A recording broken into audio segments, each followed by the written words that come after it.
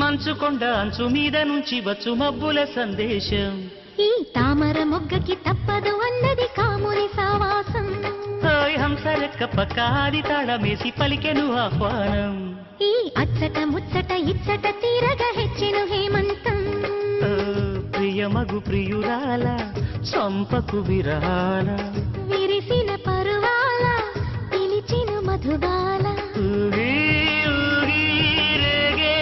అందాలే వేసే పూబంధాలే